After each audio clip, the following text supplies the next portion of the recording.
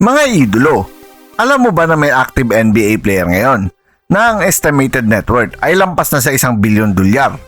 Pero ang mas nakakagulat, hindi lang sa basketball nang galing ang pera niya.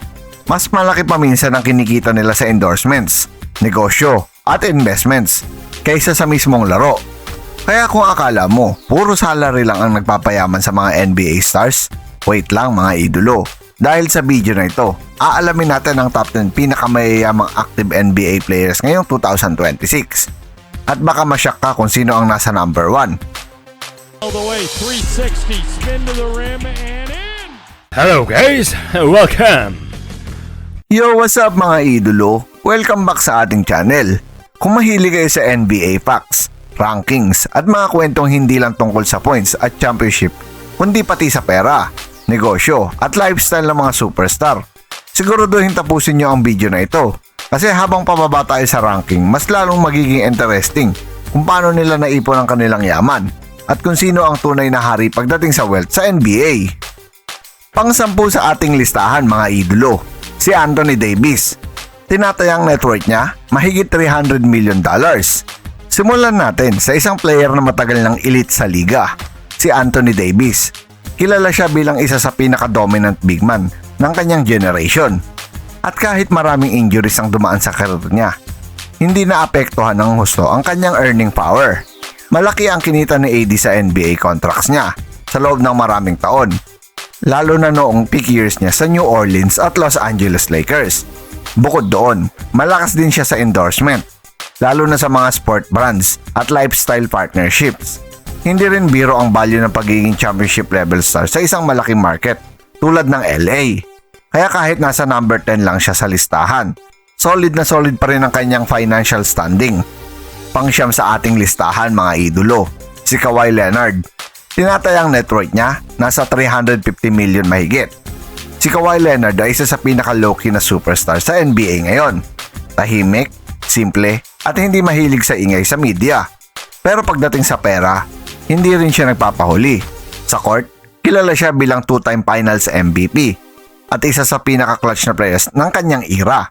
Sa labas naman ng court, tuloy-tuloy ang pasok ng endorsements at business opportunities kahit hindi siya kasing ingay ng ibang superstar pagdating sa branding. Ang consistency niya bilang elite player ang nagbigay sa kanya ng malaking value.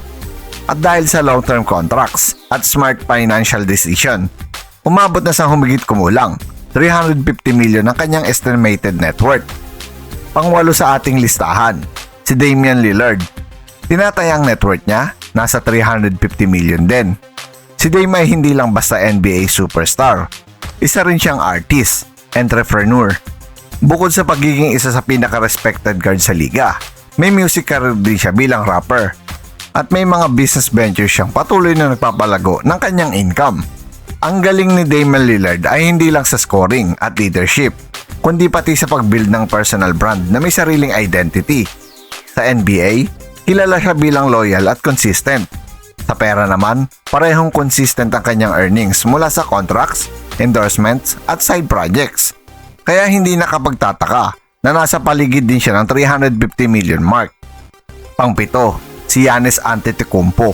Tinatayang net worth nasa $400 million. Mula sa simpleng buhay sa Greece hanggang sa pagiging global superstar, ang story ni Giannis ay isa sa pinaka-inspiring sa buong sports world. Hindi lang siya naging MVP at champion, naging mukha rin siya ng hard work, humility, at family first mentality. Dahil dito, naging napakalakas ng kanyang marketability. Malalaking NBA contracts ang nagbigay sa kanya ng base income. Pero ang tunay na nagpapalaki ng yaman niya ay ang endorsement at global appeal. Isa siya sa mga players na may malawak na fanbase, hindi lang sa US, kundi sa buong mundo. At habang patuloy siyang nasa prime ng karir niya, malaki pa ang pwedeng idagdag sa kanyang estimated net worth na nasa $400 million. Pang-6 sa listahan, si James Harden. Tinatayang net worth, higit $400 million din. Si James Harden ay isa sa may pinakamalaking kinita sa NBA sa nakalipas na dekada. Sa prime years niya, isa siya sa pinaka-unstoppable scorer sa liga at naging face ng maraming franchise. Dahil sa mga max contract at long-term deals, malaki talaga ang naipon niyang pera sa loob ng maraming taon. Pero hindi lang sa basketball umiikot ang kanyang wealth. may mga business ventures din siya at endorsement na nagdadagdag sa kanyang financial portfolio.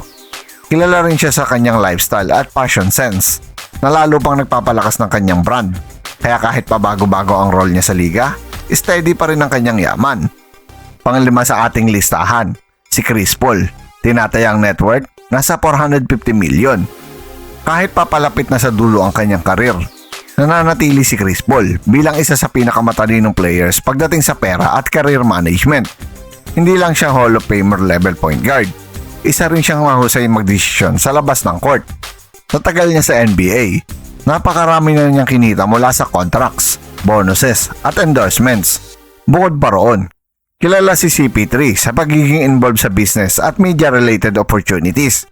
Hindi siya yung tipong lagi nasa headlines, pero pagdating sa financial discipline at long-term value, isa siya sa pinakasolid sa listahan. Kaya ang estimated net worth niya na nasa 450 million ay hindi nakakagulat. Pang-apat mga idolo, si Russell Westbrook.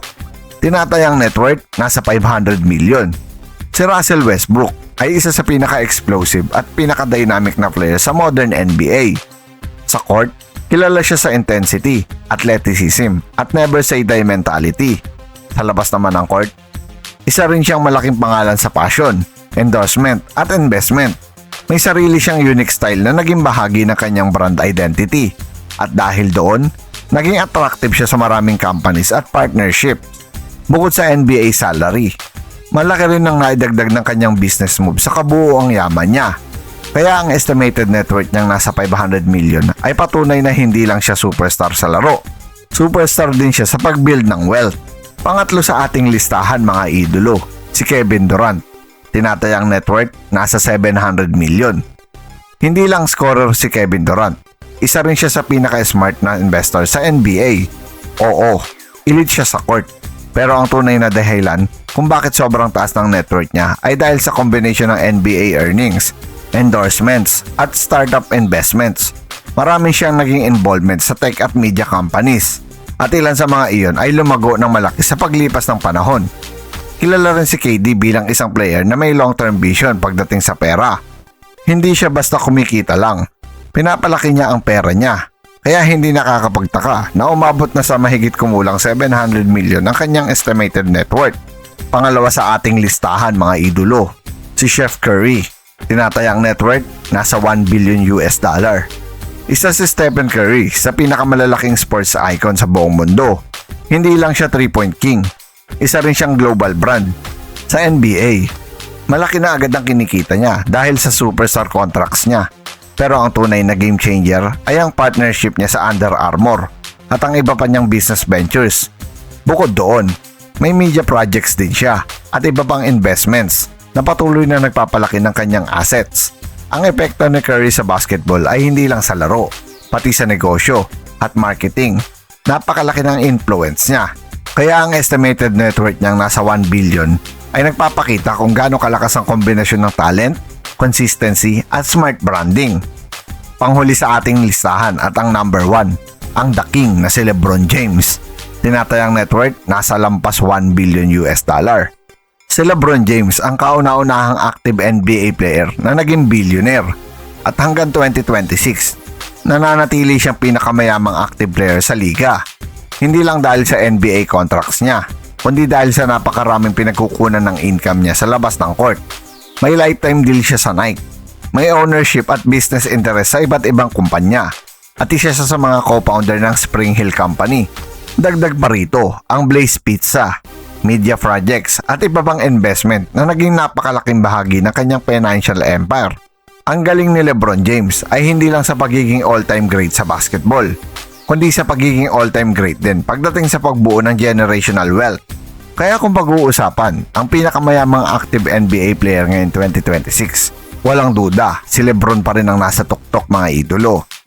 So ngayon, ang tanong, sa tingin ninyo, sino ang susunod na magiging billionaire sa NBA? Si Giannis ba, na patuloy na lumalakas ang global brand? Si Curry na sobrang lakas ang business empire? O baka may bagong superstar na biglang aakyat sa listahan sa mga susunod na taon? I-comment mo ang opinion mo sa ibaba. Gusto kong malaman kung sino ang tingin mong may pinakamalaking chance na maungusan si LeBron in the future. At kung nagustuhan mo ang video na ito, huwag kalimutang i-like, i-share at i-subscribe para sa mas marami pang NBA facts, rankings at latest basketball content. Maraming salamat sa panonood. Dahil dito sa channel na ito, basketball ang tunay na panalo. Once again, this is your Spotlight and Sports. Maraming salamat mga ka-sports.